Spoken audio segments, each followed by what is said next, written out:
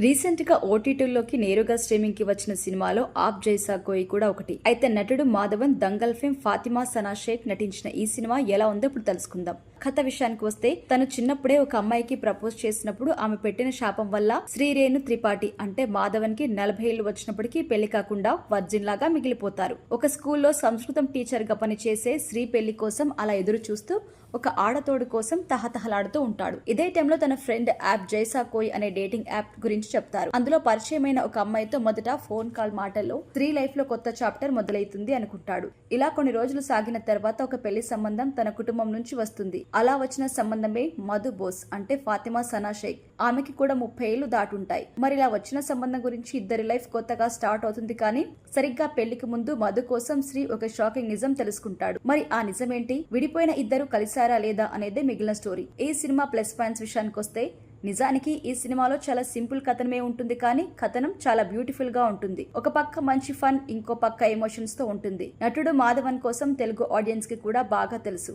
Recent గా తన నుంచి వచ్చిన సినిమాలకి ఇది పూర్తిగా భిన్నంగా ఉంటుంది. తన ఫ్యాన్స్ అయితే ఈ సినిమాలో తన పాత్రని అంతకు మించి తన రోల్ లాగా ఎంజాయ్ చేస్తారు. తన పాత్రలోని అమాయకత్వం, తన హావభావాలు ఎంతో చక్కగా కూడా ఉంటాయి. అయితే ఇక మాధవన్ నవ్వు కోల్పోకుండానే కొనసాగుతుంది ఈ సినిమా మొత్తం. ఆరెంజ్ లో మాధవన్ తన పాత్రలో ఇమిడిపోయారు. ఇంకా ఫాతిమా ఈ సినిమాలో మరో స్టార్ అని కూడా చెప్పొచ్చు. రియల్ లైఫ్ లో కూడా ఇద్దరికి బాగా ఏజ్ గ్యాప్ ఉంటుంది, కానీ స్క్రీన్ పై వీరి జంట తాలూకా పాత్రలో మాత్రం బాగా కనిపించారు. చక్కటి కెమిస్ట్రీ, ఇద్దరి నడుమ ప్రేమ సన్నివేశాలు చాలా బ్యూటిఫుల్ గా ఉంటాయి. ఫాతిమా గ్లామర్ తో పాటుగా నటన పరంగా కూడా బాగా చేసింది. అలాగే ఈ సినిమా ఒక ఇంచు మహిళకి బాగా కనెక్ట్ కావచ్చు. ప్రజెంట్ జనరేషన్ లో ఒక స్త్రీ మగవారి నుంచో లేదా తమ జీవిత భాగస్వామి నుంచో ఏం కోరుకుంటున్నారు, వారి ఆలోచన విధానం, అది వారి మానసిక లేక శారీరక అంశాల్లో అయినా కూడా ఎలా ఉంటున్నారు అనేది రిప్రజెంట్ చేసినట్టుగా ఉంటుంది. ఈ సినిమా మైనస్ పాయింట్స్ విషయానికి వస్తే ఈ సినిమాలో చాలా సింపుల్ లైన్ నే చూపించారు. ఒక మిడిల్ ఏజ్ పెళ్లి కాని వర్జిన్ అబ్బాయి, తనకి పెళ్లి, ఆ సమయంలో వచ్చిన అమ్మాయి, ఆ తర్వాత ఏం జరిగింది అనేలాంటివి ఇది వరకు చాలా చూసాం. కానీ ఇందులో అంతకు మించి మహిళా సాధికారత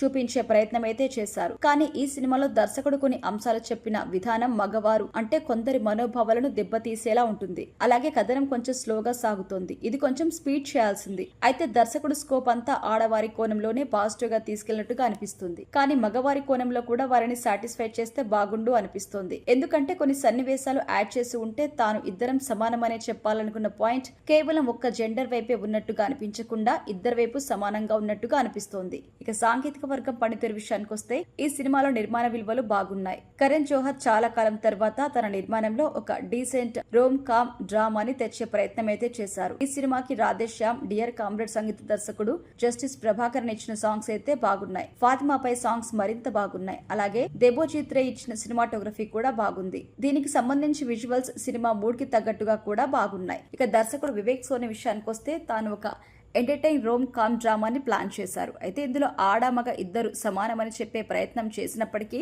అంత స్కోప్ మాత్రం లేదు. సినిమాలో కనిపించే మహిళా పాత్రకి పూర్తి న్యాయం చేకూర్చారు అని అనుకున్నప్పటికీ ఇదే తరహాలో పురుష పాత్రలకి కూడా చేసి ఉంటే బాగుండు అనిపిస్తుంది. ఫైనల్ గా చెప్పాలంటే ఇక మొత్తం సినిమా చూసుకున్నట్టయితే ఈ ఆప్ జైసా కోయి ఒక డీసెంట్ రోమ్ కామ్ ఎంటర్టైన్మెంట్ అని చెప్పొచ్చు. మంచి ఫన్, బ్యూటిఫుల్ కథనం, అంతకు మించి Madhavan cute performance, Fatima glamour చాలా బాగుంది. అయితే ఒక మెట్టు మహిళలకి ఈ సినిమా కనెక్ట్ అవుతుంది, కానీ దర్శకుడు చెప్పాలి అనుకున్న పాయింట్ కొంచెం బ్యాలెన్స్ చేసి ఉంటే ఇంకా బాగుండు అనిపిస్తుంది. అయినప్పటికీ పర్వాలేదు, ఒక సింపుల్ ఎంటర్టైనర్ గా ఈ వీకెండ్ లో ఓటీటీలో ఈ సినిమా చూసేయచ్చు.